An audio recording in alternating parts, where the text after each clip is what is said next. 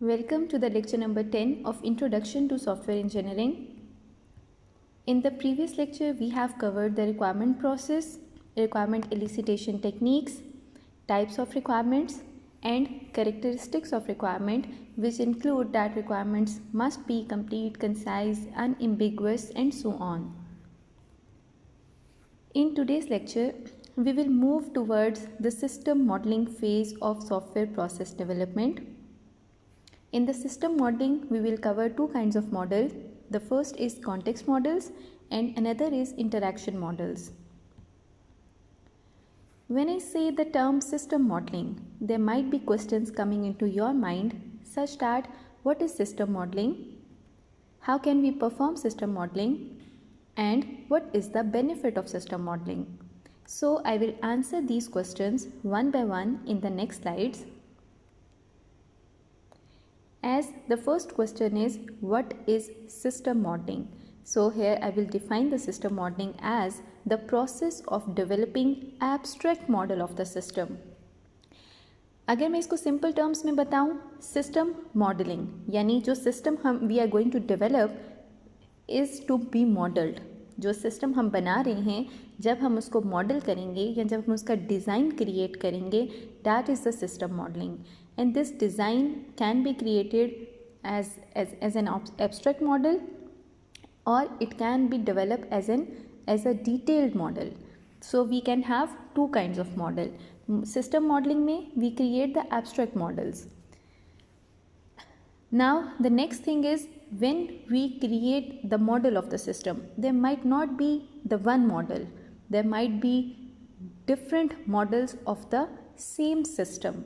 So each model present a different view or perspective of the system. Now you must be thinking that what is the different view or what is the different perspective of the system and why it is represented with each model. Here are the system perspectives. There are major four kind of system perspectives. The first is external perspective. Second is interaction perspective, the third is structural perspective and fourth is the behavioral perspective of the system. अब ये चार perspective हैं क्या? क्यों ये 4 views या 4 perspective किसी भी system को model करने के लिए use किए जाते हैं?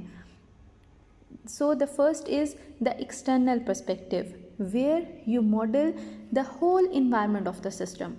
कि एक सिस्टम में क्या क्या चीज़ें इन्वॉल्व होंगी और वो अपनी सराउंडिंग इन्वायरमेंट से किस तरह से इंटरैक्ट करेगा या उसकी इन्वायरमेंट में कितने कंपोनेंट्स हैं जो इस मॉडल पे, इस सिस्टम पे डिपेंड कर रहे होंगे. हम एक ओवरऑल पिक्चर पूरे सिस्टम की डिफ़ाइन कर देते हैं इन द एक्सटर्नल पर्सपेक्टिव, जिसमें हम सिस्टम के बाहर जो एलिमेंट्स इन्वॉल्व हैं उनको भी देख रहे हैं.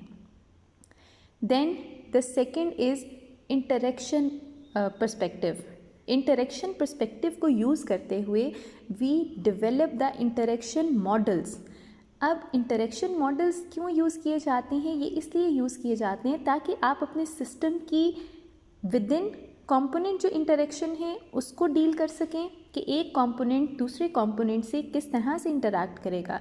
लेट्स से आपने एक लॉगिन करने के लिए यूज़र नेम और पासवर्ड के दो एलिमेंट्स यूज़ किए हैं, तो ये दोनों एलिमेंट्स किस तरह से इंटरैक्ट करेंगे. यूज़र नेम अगर ठीक होगा और पासवर्ड ठीक नहीं होगा तो वो कभी भी लॉगिन नहीं करेगा. So these are kind of interactions your system have. आप उसकी इंटरनल इंटरेक्शंस को भी स्टडी करते हैं और आपका सिस्टम एक्सटर्नल किसी भी कंपोनेंट के साथ या किसी दूसरे सिस्टम के साथ किस तरह से इंटरैक्ट कर रहा है, आप उसको भी इंटरेक्शन मॉडल के थ्रू रिप्रेजेंट कर सकते हैं. So we have two kinds of interaction, within system interaction and with system to system interaction. Then the third perspective is the structural perspective. Structural perspective को use करते हुए हम structural models को build करते हैं और structural models ये बताते हैं कि आपके सिस्टम की ऑर्गेनाइजेशन क्या होगी, आपके सिस्टम का एक स्टैटिक स्ट्रक्चर क्या होगा, उसमें कौन कौन से एलिमेंट्स इन्वॉल्व होंगे और वो आपस में किस तरह से लिंक करेंगे. Then fourth is the behavioural perspective. Behavioural perspective में हम बिहेवियरल मॉडल्स को यूज़ करते हैं, और बिहेवियरल मॉडल क्या रिप्रेजेंट करते हैं? बिहेवियरल मॉडल रिप्रेजेंट करते हैं कि आपका सिस्टम जब उस पर कोई इवेंट अकर होगा तो वो किस तरह से रिस्पॉन्ड करेगा। किसी भी इवेंट का जो रिस्पॉन्स है वो बिहेवियरल मॉडल के थ्रू हम रिप्रेजेंट करते हैं, जो कि डायनामिक मॉडल होता है, जो कि ये बताता है कि आपका सिस्टम रन टाइम पर किस तरह से बिहेव करेगा। Fine, these four are the perspectives. With the help of these perspectives we develop our models.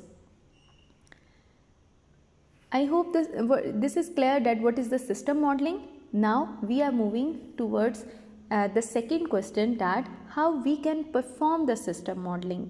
So the answer is system modelling can be performed using some kind of graphical notations. जब भी हम design create करते हैं, जब भी हम model create करते हैं, we basically use the graphical notation, और the most widely use graphical notations in software engineering is unified modelling language. UML is basically the standard which we use to model our system, और इसमें हम UML की help से हम चारों आपके जो पर्सपेक्टिव्स हैं उनको हम मॉडल कर सकते हैं। We can make the structural models, we can make behavioural models, and we can also create context और interaction models. Before we move towards the UML modelling of before we move towards the UML modeling, another question to answer is, what is the benefit of system modeling? So the answer of this question is written as, system modeling helps the analyst to understand the functionality of the system, and models are used to communicate with customers. Basically इस line में ये कहा जा रहा है कि आप जो मॉडल क्रिएट करते हैं वो सिस्टम एनालिस्ट को हेल्प करते हैं ताकि वो सिस्टम की फंक्शनैलिटी को समझ सके। Once the system analyst understand the functionality of the system, वो आपके पूरे सॉफ्टवेयर प्रोसेस मॉडल को उसी तरह से इन्वॉल्व करेगा, उस फंक्शनैलिटी में जो रिक्वायरमेंट्स होंगी उनको फुलफ़िल किया जाएगा। So it is very important for the system analyst to understand the functionality of the system, what the system is going to do for the user or customer. And then the second point is, models are used to communicate with customers. आप जो model create कर रहे हैं वो customers को भी दिखा सकते हैं। That would be a visual representation of your solution, क्योंकि डिज़ाइन के फ़ौरन बाद हम इम्प्लीमेंटेशन की तरफ मूव कर जाते हैं। So before moving towards the implementation phase, और एक सिस्टम को डेवलप करने से पहले हम एक कंसेंसस क्रिएट कर लेते हैं कस्टमर के साथ कि this is going to be the system we are going to implement, do you agree with this model? If the customer agree then we develop the model, but if the customer do not agree then we refine the model. Now it is important to use the UML diagram for system modeling. UML basically has two type of diagrams. One is structural diagram and other is behavioral diagram. Structural diagrams आपके system के structural perspective को represent करती हैं।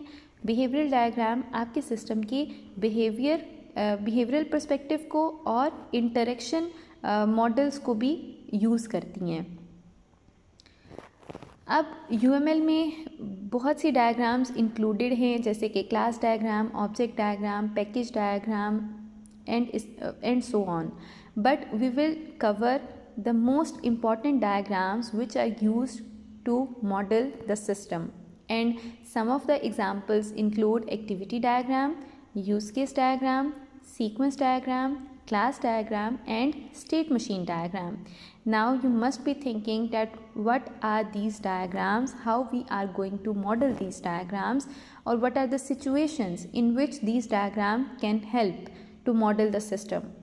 So I will discuss these diagrams one by one in the next slides. Let's start with the use of graphical models. Graphical model क्यों important हैं? Graphical model इसलिए important हैं ताकि आप इन मॉडल्स को किसी भी सिस्टम की डिस्कशन के लिए यूज़ कर सकें, और जब आप डिस्कशन के लिए यूज़ करते हैं तो आपके पास अगर इनकम्प्लीट और इनकरेक्ट मॉडल्स भी हैं, दे आर फाइन, क्योंकि आप उसे डिस्कस करके इम्प्रूव कर लेंगे. Then the next is how we can use model to how we can use models. So the answer is we use this model to document the existing system. जब भी हम एक सिस्टम का document बनाते हैं, I am not talking about the SRS document, I am talking about the system document. When we create the let's say the vision document of the system, then इस document के अंदर हम models को use करते हैं. We visualise our system, जो कि solution based होता है. तो इस सिस्टम को विजुलाइज करने के लिए हम उस मॉडल के थ्रू एक एक्यूरेट रिप्रेजेंटेशन दे रहे होते हैं अपने सिस्टम की. And the third point two use the graphical model is these models can be used to generate a system implementation. As I already said कि रिक्वायरमेंट फेज़ से design phase पे हम आ जाते हैं, और once we complete the design phase we move towards the implementation phase. So ये slide भी आपकी बेसिकली रिप्रेजेंट कर रही है the benefits of system modelling. System modelling के बेनिफिट्स क्या हैं? First, it can be used for discussion. The second, it can be used for documenting an existing system. And third, it can be used to generate the system implementation. Now let's start with the context models. As we already discussed in the previous slide that there are 4 kinds of models. So in today's lecture, I will cover 2 kinds of model. The first is the context model and the second is interaction models. What is the context model? Context model is used to illustrate the operational context of the system. They show what lies outside the system boundaries. Let's say आपने एक system develop करना है. ये ATM का system है. ATM के system में एक कस्टमर इन्वॉल्व होगा, यूज़र इन्वॉल्व होगा जिसका अकाउंट होगा उस बैंक में जिसके लिए हम ATM डिज़ाइन कर रहे हैं. अब ATM की मेन फंक्शनैलिटी हम इन्वॉल्व कर देते हैं, जैसे कि ATM मशीन में विड्रॉ की ऑप्शन है, फंड्स ट्रांसफ़र की ऑप्शन है, बैलेंस इंक्वायरी की ऑप्शन है, and there are many more options. अब this is the system, this lies within the system. Context model में we show the system capacity और capability outside the system boundary, कि एक system बाहर किन component से और किन एलिमेंट से इंटरैक्ट करेगा. सोशल एंड ऑर्गेनाइजेशनल कंसर्न्स में effect the decision on where to position the system boundary. System boundary basically represent the system component जो एक सिस्टम के अंदर एग्जिस्ट कर रहे होंगे. अब सिस्टम बाउंड्री जब हम डिफ़ाइन करते हैं तो उसमें कुछ सोशल और ऑर्गेनाइजेशनल कंसर्न्स भी इन्वॉल्व हो जाते हैं जो हमें सिस्टम बाउंड्री को नैरो या ब्रॉड करने के काम आते हैं, या उस डिसीजन को थोड़ा आप चेंज कर सकते हैं कि सिस्टम बाउंड्री लेट से किसी ऑर्गेनाइजेशन के लिए हो सकता है कि नैरो हो जाए. किसी एक नॉर्मल सिस्टम जो किसी पब्लिक यूज़ के लिए बनेगा उसमें ज़्यादा ऑप्शंस होंगे, लेकिन अगर वो किसी ऑर्गेनाइजेशन के लिए बन रहा है तो लेट से उसके लिए ऑप्शंस कस्टमाइज्ड हो जाएं, वो एक स्पेसिफिक सेट ऑफ फंक्शंस को ही यूज़ करे. Then the architectural model show the system and its relationship with other system. The context models are basically used to represent the system to system relationship और system to system interaction. एक system किसी भी दूसरे system के साथ किस तरह से इंटरैक्ट करेगा.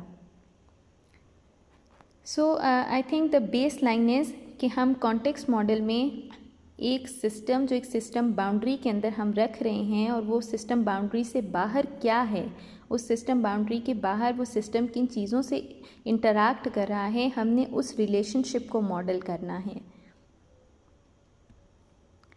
Here is an example. Again the ATM system.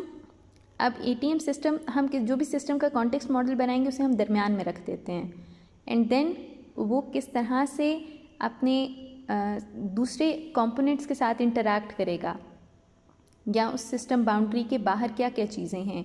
ATM system से बाहर एक कार्ड रीडर है जिससे सिस्टम इंटरैक्ट करेगा, कस्टमर कीपैड है जिस पे कस्टमर अपना पिन एंटर करेगा, देन एक कंट्रोल सिस्टम है जो कि आपका डाटा को एक्सेस करने के बेसिकली काम आ रहा होता है, अकाउंट डेटाबेस है जिसमें ये पता चलेगा कि लेट से ये यूज़र है, इसका ये अकाउंट नंबर है, इसके अकाउंट में इतनी पेमेंट अभी एग्जिस्ट कर रही है, तो अकाउंट्स डेटाबेस में आपकी अकाउंट की सारी इन्फॉर्मेशन मौजूद होगी।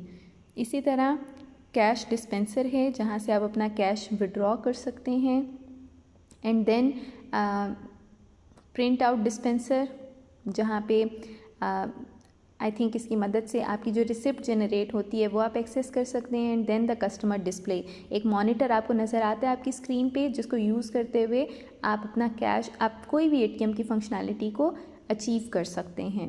सो the context model here it shows how the ATM system interact with the external component or the components which lies outside the system boundary.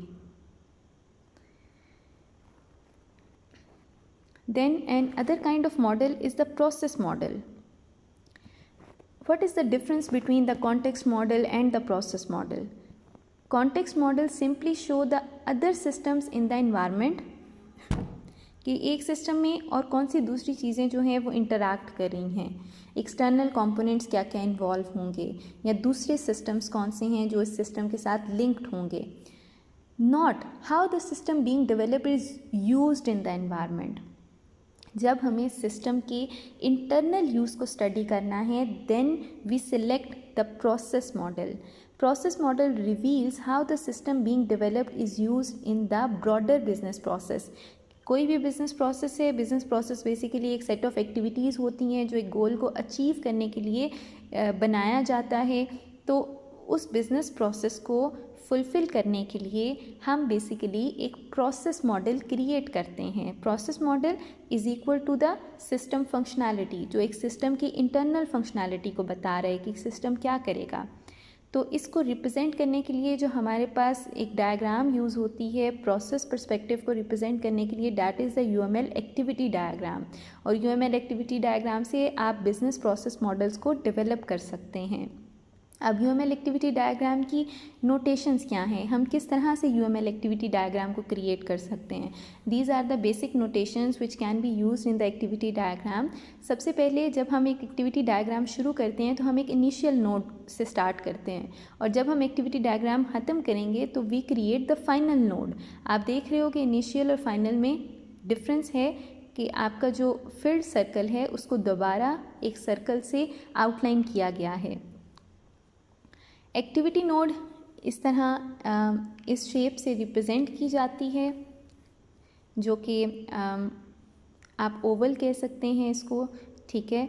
Activity node में हर एक्टिविटी जो कि एक फंक्शन परफॉर्म करेगी एक सिस्टम के अंदर, उसको हम एक्टिविटी नोड से रिप्रेजेंट करते हैं।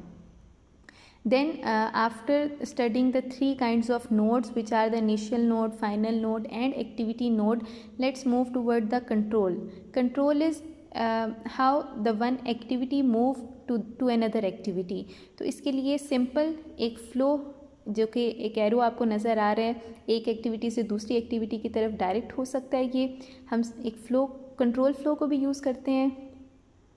देन एक डिसीजन, हमारे पास डिसीजन का एलिमेंट यूज़ होता है जो ये बताता है कि एक एक्टिविटी जो आ रही है वो क्या इस तरफ राइट साइड पे आपके बिल्कुल नीचे वाली साइड पे जा रही है या फिर वो राइट साइड पे मूव कर रही है। हम उसकी दो डायरेक्शंस बना लेते हैं। हम उस पर एक इफ़ की कंडीशन लगा देते हैं कि अगर येस है तो वो इस तरफ आ जाए, अगर लेट से नो है तो वो इस तरफ मूव कर जाए।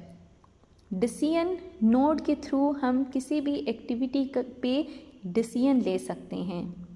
Then comes the folk. फोक का मतलब ये है कि आपके पास इनपुट पे एक एक्टिविटी होगी और आउटपुट पे दो पैरेलल एक्टिविटीज़ काम करेंगी। और जॉइन नोड, दो एक्टिविटीज़ पैरेलल में आ रही हैं और जॉइन नोड में हम एक एक्टिविटी आउटपुट पे जनरेट करते हैं। लास्ट पे एक पार्टीशन या स्विम लेन्स का कॉन्सेप्ट है जो कि एक्टिविटी डायग्राम में यूज़ होता है। लेट्स से हमने यहाँ पर एक सिस्टम की 2 पार्टीशंस बना दी हैं, या इसे हम स्विम लेन्स भी कह सकते हैं। इन पार्टीशंस में होगा क्या कि हम अपने सिस्टम को या एक्टिविटी डायग्राम को बेसिकली ऑर्गेनाइज कर देते हैं। लेट्स से हम एक सेक्शन में अकाउंट्स की सारी एक्टिविटीज़ डाल देते हैं और दूसरे सेक्शन में हम ह्यूमन रिसोर्स की सारी एक्टिविटीज़ इन्वॉल्व कर देते हैं। अगर यूनिवर्सिटी सिस्टम में अकाउंट्स और ह्यूमन रिसोर्स से आपस में लिंक कर रहे हैं किसी भी प्रोसेस के थ्रू, तो हम इन दोनों पार्टीशंस के थ्रू उनकी एक्टिविटीज़ को ऑर्गेनाइज कर सकते हैं। अब नोटेशंस तो हमने देख ली। Next is to see the example of UML activity diagram. Here you can see this is the example of process order. Process order में क्या होगा कि सबसे पहले एक इनिशियल नोड हम जनरेट करते हैं कि यहाँ से आपका सिस्टम स्टार्ट हो रहा है। सिस्टम की पहली एक्टिविटी ये है कि इसने एक ऑर्डर रिसीव किया। जब इसने ऑर्डर रिसीव कर लिया, इसके बाद ये डिसीजन नोड लगी है। डिसीजन नोड ये बता रही है कि क्या वो ऑर्डर एक्सेप्ट होगा या वो ऑर्डर रिजेक्ट हो जाएगा। ऑर्डर रिजेक्ट होने का मतलब ये है कि हो सकता है कि उनके स्टॉक में ये चीज़ मौजूद ना हो, आउट ऑफ स्टॉक हो जाए कोई चीज़ और ऑर्डर रिजेक्ट करना पड़े। दूसरी बात, आपको ऑर्डर एक्सेप्ट करने वाली सिचुएशन। अब चूँकि ऑर्डर जब आपका रिजेक्ट होगा तो वो क्लोज़ हो जाएगा, यहाँ से इसका फ़्लो क्लोज़ हो जाएगा और आप फाइनल नोट पे पहुँच जाएंगे। लेकिन अगर ऑर्डर एक्सेप्ट हो गया, अगर तो आपके स्टॉक में वो चीज़ अवेलेबल है जो कस्टमर ने ऑर्डर की है, then you fill the order, you make sure the order is deliver.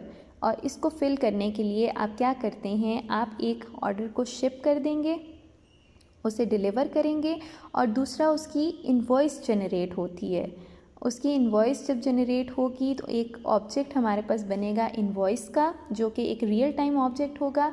Invoice पे पेमेंट होगी, कस्टमर वो पेमेंट करेगा, देन आपकी ये दोनों पैरेलल एक्टिविटीज़ जब जॉइन नोड पर आएंगी तो वो मर्ज होके यहाँ पे मर्ज नोड के थ्रू आपको ऑर्डर क्लोज़ हो जाएगा।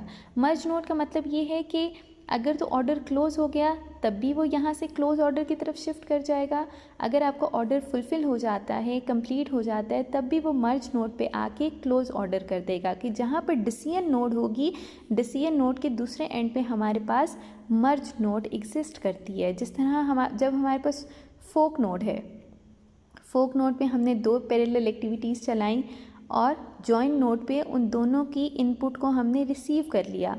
जिस तरह फोक के साथ जॉइन नोड एग्जिस्ट करता है, उसी तरह डिसीजन नोड के साथ एक मर्ज नोड एग्जिस्ट करेगा, जो कि इनपुट को रिसीव करके उसकी एक आउटपुट जनरेट करेगा।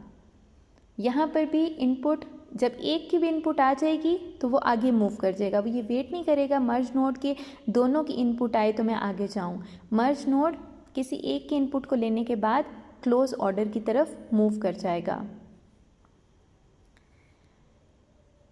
So in this diagram we studied the basic nodes, which are the initial node, final node, activity node, then the control flow, decision node, fork node, join node and merge node. Then this was all for the context models and the process model. Now we are studying another category, another perspective of the system modeling, that is the interaction models. What happens in interaction model? Modeling user interaction is important as it helps to identify the user requirement. Yes, definitely जब हम user requirements को model करेंगे तो उसके लिए हमें interaction models की ज़रूरत होगी। Modeling system to system interaction highlights the communication problems that may arise. मैंने आपसे ये पहले भी डिस्कस किया था when we were studying the interaction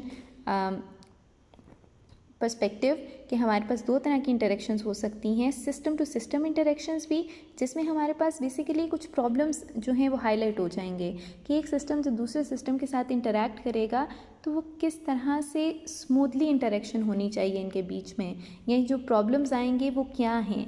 और दूसरी तरफ हमारे पास कंपोनेंट लेवल पर इंटरेक्शंस होती हैं which help us understand if a proposed system structure is likely to deliver the required system performance and dependability. इसमें ये होता है कि जब हम एक कंपोनेंट की दूसरे कंपोनेंट से इंटरेक्शन देख रहे हैं तो हम एक सिस्टम की परफॉर्मेंस को एनालाइज कर रहे हैं, या हम एनालाइज कर रहे हैं कि अगर सिस्टम में 10 कंपोनेंट्स हैं तो इसमें से कितने कंपोनेंट एक दूसरे पर डिपेंड कर रहे हैं। अब इंटरेक्शन मॉडल को हम किस तरह से मॉडल करें, या यूएमएल की वो कौन सी डायग्राम है जो हम यहाँ पर यूज़ कर सकते हैं। So the most commonly use diagrams are the use case diagrams and sequence diagram. सबसे पहले हम यूज़ केस मॉडल को स्टडी करेंगे। Use cases were developed originally to support the requirement elicitation and now these are incorporated into the UML. Use case diagram को जो सबसे पहले use होता था वो रिक्वायरमेंट एलिसिटेशन के लिए किया जाता था, but now we use it for the modelling. Each use case represents a discrete task that involves the external interaction with the system. Use case modelling का नाम यूज़ केस से डिराइव किया गया है, और यूज़ केस का मतलब है कि कोई एक टास्क, कोई एक फंक्शनैलिटी जो कि आपके सिस्टम के साथ उसकी इंटरेक्शन को शो करेगी। कि अगर यूज़र एक इवेंट जो है वो क्रिएट करता है, यूज़र कोई फंक्शनैलिटी परफॉर्म करेगा, तो आपका सिस्टम किस तरह से रिस्पॉन्ड कर रहा है उस टास्क के लिए। या फिर आप इसे ये भी कह सकते हैं कि उसकी इंटरेक्शन क्या होगी एक सिस्टम की। तो यूज़ केस को मॉडल करने के लिए हमारे पास 4 तरह की नोटेशंस यूज़ की जाती हैं: actors, use cases, system boundary and relationship. Number 1 is actor. Actor is someone or something that must interact with the system. It can be a user, it can be an organization. जो system के साथ interact कर रहा है वो आपका actor होगा। It can be human, it can be non-human. Then there are to kinds of actors, active actors versus passive actor. अब आप ये एग्जांपल देख रहे हैं कि यहाँ पर 2 एक्टर्स हैं, एक कस्टमर है, एक कैशियर है, और तीसरा एक्टर है बैंक। ये भी सिस्टम के साथ इंटरैक्ट कर रहा है, इसलिए बैंक भी आपका एक्टर के तौर पे यूज़ होगा। अब हमें इसमें से आइडेंटिफाई करना है कि एक्टिव एक्टर्स कौन से हैं और पैसिव एक्टर्स कौन से हैं। एक्टिव एक्टर्स वो होंगे जो कि इस यूज़ केस को, जो कि इलिप्स शेप में है, इसको इनिशिएट करेंगे। फॉर एग्ज़ाम्पल, कस्टमर ने फ़ंड डिपॉजिट किया, कस्टमर ने इस यूज़ केस को इनिशिएट किया है। So this use case basically belongs to the active actor, and then another actor is the passive actor. Passive actor क्या है? पैसिव एक्टर बैंक है। क्यों? क्योंकि बैंक कभी भी डिपॉज़िट फ़ंड को इनिशिएट नहीं कर सकता। बैंक कभी भी ख़ुद में फ़ंड को डिपॉज़िट नहीं करेगा, हमेशा कस्टमर होगा कोई जो उस बैंक में फ़ंड को डिपॉज़िट करेगा, या एक कैशियर हो सकता है जो कि अपना फ़ंड डिपॉज़िट कर सकता है अपने अकाउंट में। इसलिए हम इन दोनों को एक्टिव एक्टर कहेंगे और बैंक को हम पैसिव एक्टर कहेंगे। Then the second notation is use case. Use case क्या है? यूज़ केस इलिप्स शेप में हम ड्रॉ करते हैं, इसका ये सिंबल है, और इसके अंदर हम उस यूज़ केस का नाम लिखते हैं। जैसे ATM के एग्जांपल में एक यूज़ केस है withdraw money. Use case is a functionality और operation performed by the system, जो कि सिस्टम परफॉर्म कर रहा है। It provides sequence of action. अब जैसे हम विड्रॉ मनी का यूज़ केस है, ये सिर्फ ये एक यूज़ केस के पीछे कुछ सीक्वेंस ऑफ एक्शंस होंगे जो कि यूज़र परफॉर्म करेगा। अब हर यूज़ केस को लिखने के लिए या उन सीक्वेंस ऑफ एक्शन को आइडेंटिफाई करने का तरीका क्या है, इसकी ये एनाटॉमी होती है। जब भी हम यूज़ केस को लिखेंगे तो इस यूज़ केस के थ्रू हम इसको इस टेम्पलेट के थ्रू हम इसको डिफ़ाइन करते हैं। सबसे पहले हम name of the use case लिखेंगे, then we write its description, इसके एक्टर्स कौन से हैं, फ्लो ऑफ इवेंट्स जो कि सीक्वेंस ऑफ एक्शंस हैं कि एक यूज़ केस के अंदर क्या सीक्वेंस ऑफ एक्शन परफॉर्म हो रहे हैं, then we write the pre conditions and the post conditions. अब ये सब हैं क्या, इसको हम एक एग्जाम्पल से एक्सप्लेन करते हैं। Let's say here is an example of microwave. This is a use case named as cook food and this is the user. How we can write the anatomy of use case? First of all, its name of the use case is cook food. We write it as the cook food, simple. Then we have to write the description. Microwave में cook food के use case का मतलब क्या है, इसकी description क्या होगी। User places food in the microwave and कुक्स it for the desired period of time at the desired power level. ये इसकी सिर्फ 1 लाइन डिस्क्रिप्शन है। हमने ब्रीफली डिस्क्राइब करना है कि इस यूज़ केस का मतलब क्या है। देन इसके एक्टर्स कौन से होंगे, तमाम यूज़र्स, कोई भी यूज़र हो सकता है जो कि इस माइक्रोवेव को यूज़ करेगा और या कुक फूड की यूज़ केस को से वो इंटरैक्ट करेगा। Then next is the basic flow.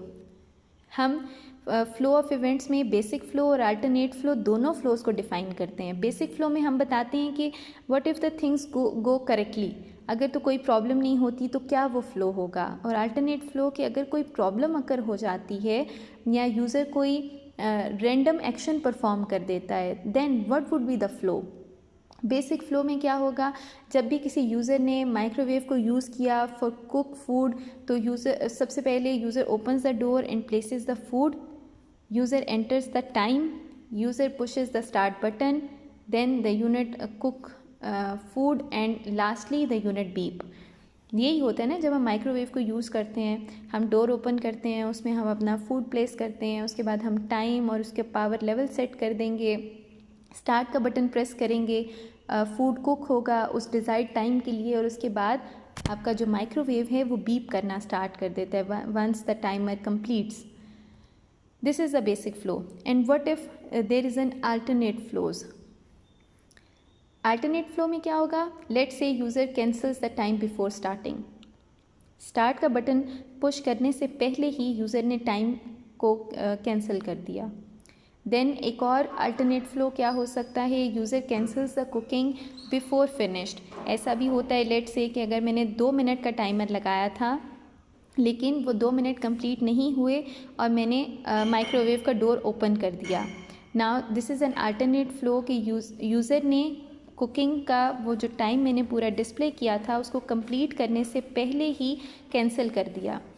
तो वो तमाम फ़्लो जो कि बेसिक फ़्लो से डेविएट करते हैं, I can name them as an alternate flows. या फिर एक अल्टरनेट फ़्लो की एग्जांपल यहाँ पर और भी दी है, user selects the reduced power level before pushing the start button. Let's say अगर पावर हाई पावर पे सिलेक्ट हुआ था और यूज़र ने स्टार्ट बटन के प्रेस करने से पहले ही उसको लो पावर पे शिफ्ट कर दिया या मीडियम पावर पे शिफ्ट कर दिया। देन इस यूज़ केस को स्टार्ट करने से पहले there are some pre conditions. ये प्री कंडीशंस क्या होंगी, सबसे पहले आपका यूनिट प्लग्ड इन होना चाहिए और यूनिट रेडी स्टेट में होना चाहिए। यानी ये कि आप कुक फूड के यूज़ केस को तभी यूज़ कर सकते हैं जब आपका माइक्रोवेव प्लग्ड इन है और वो ख़राब नहीं है, वो प्रॉपर फंक्शन कर रहा हो। और पोस्ट कंडीशन क्या है, जैसे ही आपका कुक फूड का जो यूज़ केस है ये एग्जीक्यूट होगा तो उसके बाद की कंडीशन, 2 ही कंडीशन बनती हैं, या तो यूज़र का जो फूड है वो कुक हो जाएगा या फिर यूज़र उसे कैंसिल कर देगा। There can be some special requirements as well. For example timer should display remaining time to finish while cooking, कि जैसे ही आपका जो टाइमर है, आपने 2 मिनट का टाइम लगाया है तो टाइमर को शो करना चाहिए कि अब 1 मिनट रह गया या 30 सेकेंड्स रह गए हैं. So these are the special requirements which facilitate the user. ये एडिशनल हैं, अगर आप लिखना चाहें तो आप लिख सकते हैं, otherwise the special requirements are not the part of this anatomy. As you can see the template, these are not written here. Then the third element of use case is the system boundary. System boundary basically system के तमाम elements system boundary के अंदर होंगे और actor system से बाहर रखा जाएगा. एक्टर तो सिस्टम के अंदर नहीं है ना, एक्टर सिस्टम का हिस्सा नहीं है. तो सिस्टम बाउंड्री में हम सिस्टम के तमाम एलिमेंट्स को प्लेस कर देते हैं और फिजिकल एक्टर को हम बाउंड्री से बाहर रख देते हैं. Then there are some relationships which exist in the use case diagram to link the actor and use cases as well as to link the two use cases or two actors as well. सबसे पहला जो relationship है that is the association. Association में क्या होगा, simple आपका एक user या जो एक्टर है वो लिंक कर रहा है एक यूज़ केस के साथ. Then comes the include relationship. Include relationship में हम ये मतलब लेते हैं कि आपकी जो एक बेस यूज़ केस बना देते हैं जिसमें मेन फंक्शनैलिटी होगी और इंक्लूड का use case implicit use case है, जिसका मतलब ये है कि आपका ये यूज़ केस हमेशा एग्जीक्यूट होगा. लेट्स से अगर आपने कोई भी बैंक की ट्रांजैक्शन करनी है तो ये एक बेस यूज़ केस है और कस्टमर ऑथेंटिकेशन का यूज़ केस एक इंक्लूडेड यूज़ केस है. ये यूज़ केस हमेशा यहाँ पे यूज़ होगा. जब भी आप ट्रांजैक्शन करेंगे, चाहे आप विड्रॉ करते हैं तो कस्टमर ऑथेंटिकेशन होगी, लेट्स से आपने कैश इंक्वायरी करनी है देन कस्टमर ऑथेंटिकेशन होगी. तो कस्टमर इस यूज़ केस का मतलब ये है कि ये यूज़ केस आपकी बेस यूज़ केस की फंक्शनैलिटी को एग्जीक्यूट करने के लिए ज़रूरी है. अब हमने इस यूज़ केस को अंदर क्यों नहीं रख दिया ट्रांजैक्शन के. हम यहाँ पर अगर एक अलग से कस्टमर ऑथेंटिकेशन का यूज़ केस बना दें और हम हर दफ़ा इसकी फंक्शनैलिटी बेस यूज़ केस में ही ऐड कर दें तो बेसिकली ये रिडंडेंसी को शो करेगा. अगर हमने यहाँ पे क्या किया है, बेसिकली एक कॉमन चीज़ को निकाल दिया है. कस्टमर ऑथेंटिकेशन जो कि कॉमन फंक्शनैलिटी है ये हमने इंक्लूड करा दी है. इसको हम विड्रॉ के साथ भी लिंक कर सकते हैं, इसको हम कैश इंक्वायरी के साथ भी लिंक कर सकते हैं, इसको हम फंड्स ट्रांसफ़र के साथ भी लिंक कर सकते हैं. Then comes the extend relationship. Extend relationship basically additional relationship होता है. लेट्स से आपने रजिस्ट्रेशन का एक यूज़ केस यूज़ किया, इसके साथ गेट हेल्प रजिस्ट्रेशन, तो ये एक एडिशनल यूज़ केस है जो कि इस यूज़ केस के साथ लिंक किया गया है. कस्टमर मे और may not use this use case. Customer help ले भी सकता है और कस्टमर हेल्प नहीं भी ले सकता. Then the fourth kind of relationship is generalization. Generalization में पेरेंट चाइल्ड रिलेशनशिप एग्जिस्ट करता है. लेट्स से आपने बिल पे करना है, this bill can be paid using the credit card, this bill can be paid using the cash. तो ये basically cash और आपका जो क्रेडिट कार्ड है ये दोनों टाइप हैं आपकी बिल पेमेंट की. तो पेरेंट चाइल्ड रिलेशनशिप बेसिकली एक जनरलाइजेशन के रिलेशनशिप को रिप्रेजेंट करता है. These are 4 kinds of relationship which are used in the use case diagram. Here is an example where you can see that there are multiple actors. First is registrar, the second is applicant, third is student. These all are linked with the enroll in university use case. अब let's say अगर एक student ने seminar में enrol होना है तो उसके लिए ज़रूरी है कि सबसे पहले वो यूनिवर्सिटी में इनरोल हुआ हो. यानी आप इंक्लूडेड यूज़ केस की फंक्शनैलिटी को तब तक अचीव नहीं कर सकते जब तक आप बेस यूज़ केस को नहीं यूज़ कर रहे. देन यहाँ पर जब कोई भी student for example international student है, उसने परफॉर्म सिक्योरिटी चेक, जब इनरोल इन यूनिवर्सिटी के यूज़ केस को यूज़ करना है तो वो सिक्योरिटी चेक को परफॉर्म कर सकता है। ये एक एडिशनल यूज़ केस है जो कि इनरोल इन यूनिवर्सिटी के साथ एसोसिएट किया गया है। So this diagram show the relationship which are include and extend. Now we will study another example of use case. Here the example of ATM banking system is shown. All elements which we studied in the use case diagram are represented using this diagram. For example, here is an actor which is customer. Here is the system boundary which is used to place the elements of the system. And what are the use cases of any system? Use case of ATM banking system. Use case of ATM banking system is to withdraw money, is to deposit money, and is to check the balance. And here the actor is linked with the use case using the association relationship. It directly links the customer and the use case. This means that the customer can withdraw money, customer can deposit money, and customer can check the balance using the ATM banking system. Here we have placed the system name inside the system boundary and the actor name below the actor. जब हम एक Stickman figure बना लेते हैं तो उससे नीचे हम एक्टर का नेम प्लेस करेंगे.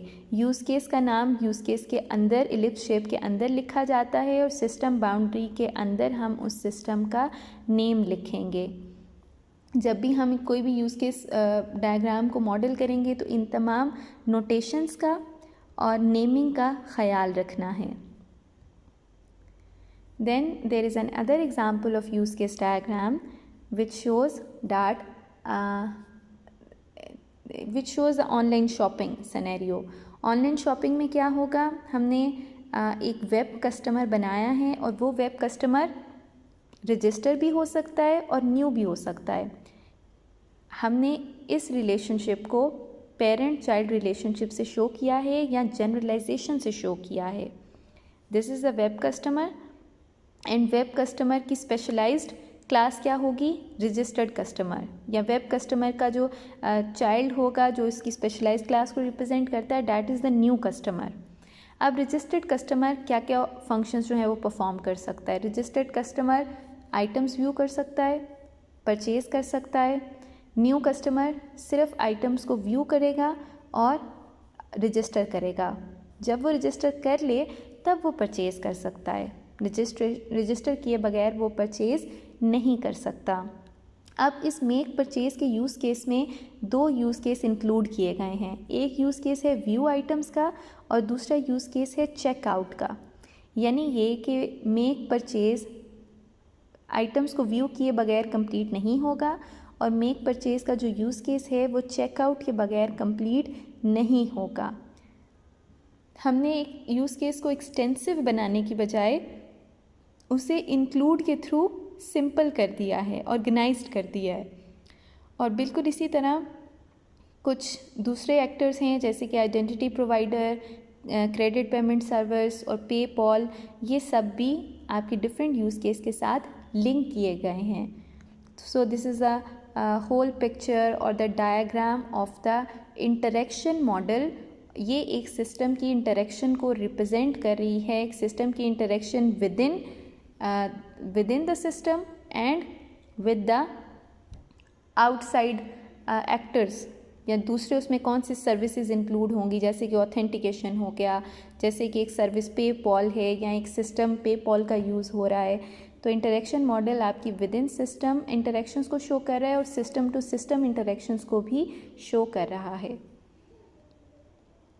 So here we came to a point how we can model the use case. We can identify actors, we can identify its use case, then we identify the system and the relationship between the actors and use case to use case और actor to actor. इन चारों points को सामने रखते हुए हम एक use case diagram develop कर सकते हैं. And this was all for today's lecture. In this lecture we studied the system. We studied the system modeling and two kinds of system modeling. First is context model and the second is interaction model. I hope the lecture is clear to all of you. If there is any confusion, we can discuss it in the live session. Thank you for listening, class.